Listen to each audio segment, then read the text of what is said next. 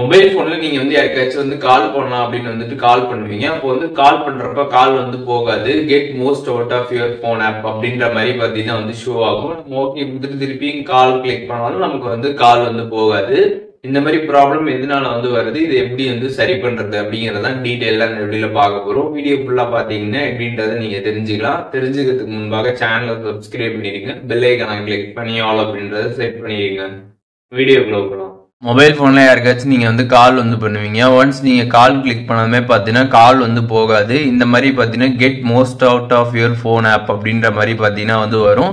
இது எதனால வருது அப்படின்னு பாத்தீங்கன்னா உங்களோட மொபைலோட அந்த மைக் ஆக்சஸ் பாத்தீங்கன்னா பிளாக்ட் ஆயிடுக்கும். அதனால பாத்தீங்கன்னா உங்களுக்கு இந்த மாதிரி கால் போகாது. ரொம்பவே ஈஸியா பாத்தீங்கன்னா இந்த ஒரு ப்ராப்ளம் நீங்க சால்வ் பண்ணிக்கலாம். இப்போ நீங்க ஜஸ்ட் உங்களோட மேல இருக்கக்கூடிய இந்த நோட்டிபிகேஷன் பேனலை கீழே இறக்குங்க. அதாவது நீங்க மொபைல் நெட் ஆன் பண்றப்ப மேல இருந்து ஸ்வைப் பண்ணீங்களா, அதை நீங்க இப்படி இறக்குங்க. இறக்கிட்டு அதுல சைட்ல ஸ்வைப் பண்ணீங்கன்னா அதுல பாத்தீங்கன்னா மைக் ஆக்சஸ் அப்படின்ற மாதிரி ஒரு ஆப்ஷன் பாத்தீங்கன்னா கொடுத்துருப்பாங்க. அது பாத்தீங்கன்னா பிளாக்டுல இருக்கும். அதை கிளிக் பண்ணி பாத்தீங்கன்னா அவைலபிள்ல மாத்திக்கோங்க. ஒன்ஸ் இந்த மாதிரி மாத்திட்டு அதுக்கப்புறம் பாத்தீங்கன்னா நீங்க போய் கால் பண்ணீங்கன்னா உங்களுக்கு கால் போகும். இப்போ இந்த வீடியோ மூலியமாக இந்த ஒரு ப்ராப்ளத்தை எப்படி சால்வ் பண்றது அப்படிங்கறத டீடைலா தெரிஞ்சிருப்பீங்கன்னு நினைக்கிறேன்.